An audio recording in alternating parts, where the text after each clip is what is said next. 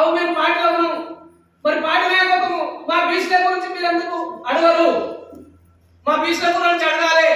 మరి మా బీసీల రిజర్వేషన్ రద్దు చేస్తే మనం పార్టీ స్టాండ్ ఏం తీసుకుంటున్నది, ఏం కార్యక్రమం చేస్తున్నది అని అడగాలి.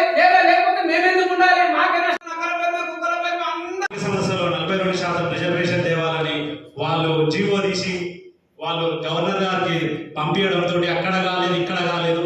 ఇప్పుడు అదే జీవోతో జీవో నంబర్ 9 తీసుకొని వచ్చి 42% ఇద్దామనుకోవడంతో అది కోర్టులో స్టే చేయడం జరిగింది.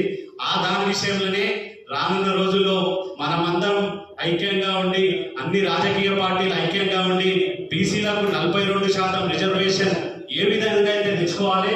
ముఖ్యంగా ఈ నెల 18వ తారీఖున బీసీ జేఏసీ తరఫున బంధుకు పిలుపునియడం జరిగింది. కాబట్టి ఆ బంధుకు ఎట్లయితే సక్సెస్ చేస్తాం, దాని మీద ఎట్లయితే 42% రిజర్వేషన్ తెచ్చుకోవాల్సిన అవకాశం ఉంది. కాబట్టి దాని మీద సలహాలు సూచనలు ఇవ్వాల్సిందిగా కోరుకుంటూ ఇప్పుడు బీసీ బంధుకు ఎలాంటి సహాయ సహకారాలు కానీ పిలుపునివ్వడానికి ఎవరికి ఏ విధంగా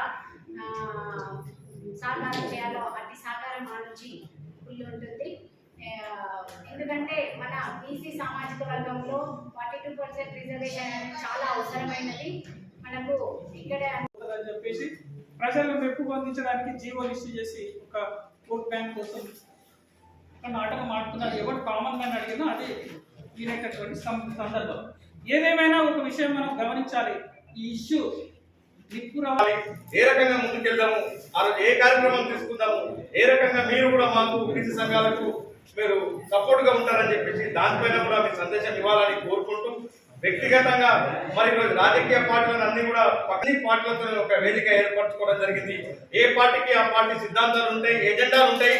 అవన్నీ ఇచ్చిపెట్టి ఎజెండాలు ఇచ్చిపెట్టి మనం అందరం ఒక ఐక్యతగా ఇక్కడ వచ్చినాం. కాబట్టి మనం ఒకరిపైన ఒకరి విమర్శలు చేసుకోకుండా, పార్టీల జోలికి వెళ్లకుండా మన వ్యక్తిగతంగా మనం రాబోయే రోజుల్లో ఎట్లాంటి కార్యాచరణ తీసుకుందామని దానిపైనే మీ సందేశం ఉండాలని చెప్పి